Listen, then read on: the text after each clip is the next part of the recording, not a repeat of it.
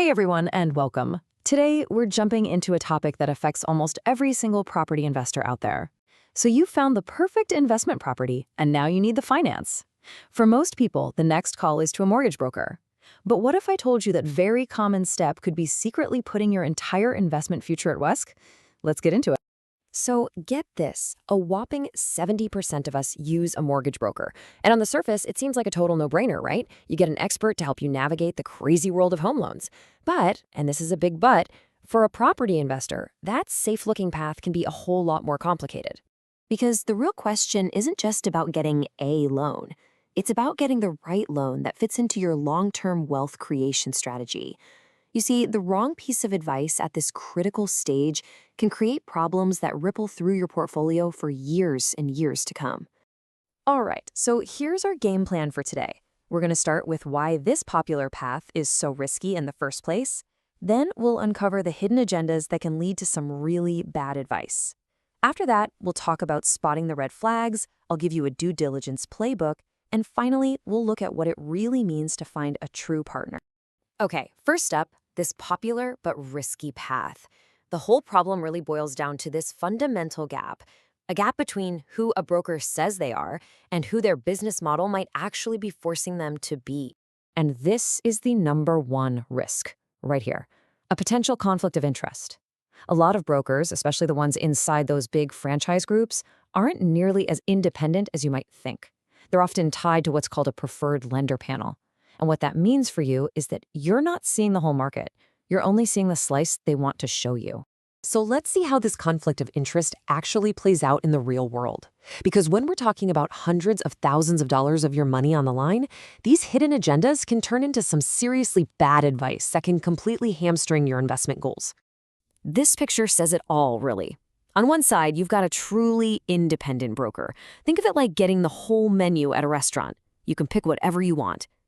On the other side, you have the franchise broker, who might only be showing you the daily specials, not because they're the best for you, but because they have a cozy deal with the restaurant. So it's absolutely crucial to understand how they get paid. It all starts with an upfront commission, usually somewhere between 0.6 and 0.8% of your total loan amount. Now, this payment comes from the lender, not directly out of your pocket, but make no mistake, it absolutely influences the whole transaction.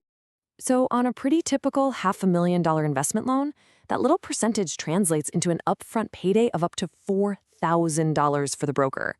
Now ask yourself this, what happens if one lender on their preferred list pays a slightly higher commission than another? That small difference can be more than enough to sway the advice you end up getting. And listen, this isn't just some theory. This is a quote from a real investor who learned this the hard way. They said, "It wasn't until I connected with fellow investors that I learned I'd missed out on a more flexible loan with fewer fees that could have set up my whole portfolio differently." Ouch! That is a very costly lesson to learn. Bad advice often leads investors straight into this trap, cross-collateralization. It's when a lender uses more than one of your properties as security for a loan. Now, it sounds efficient, but it is an absolute portfolio killer. It's like putting all your properties in financial handcuffs, locking up your equity and making it a nightmare to sell one property without messing up the loans on all the others. And here's another huge risk, getting stuck with a broker who just doesn't understand investment strategy. For so many investors, an interest-only loan is a strategic tool to maximize cash flow. But a generalist broker might just push you into a standard principal and interest loan, totally missing the fact that you need to preserve that cash for your next deal. Okay, so with all these potential landmines, how in the world do you protect yourself?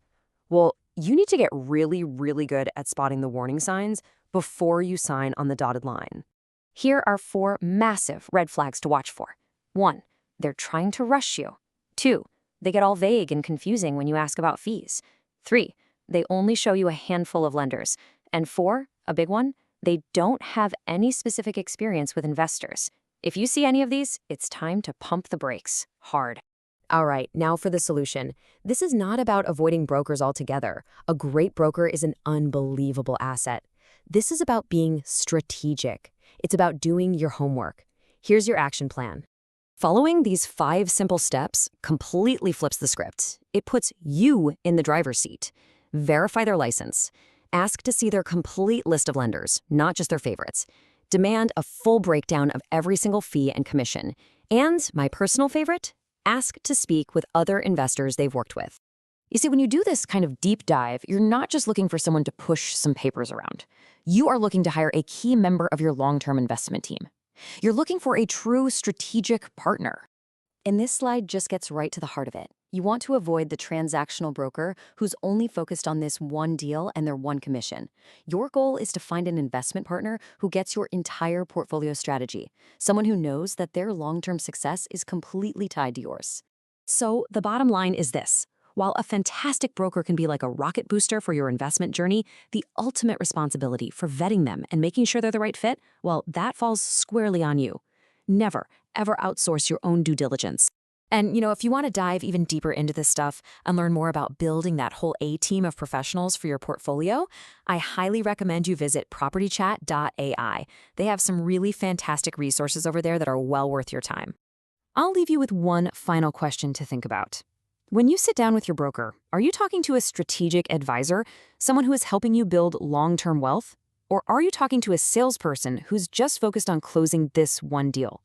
The answer to that question makes all the difference. Thanks for watching.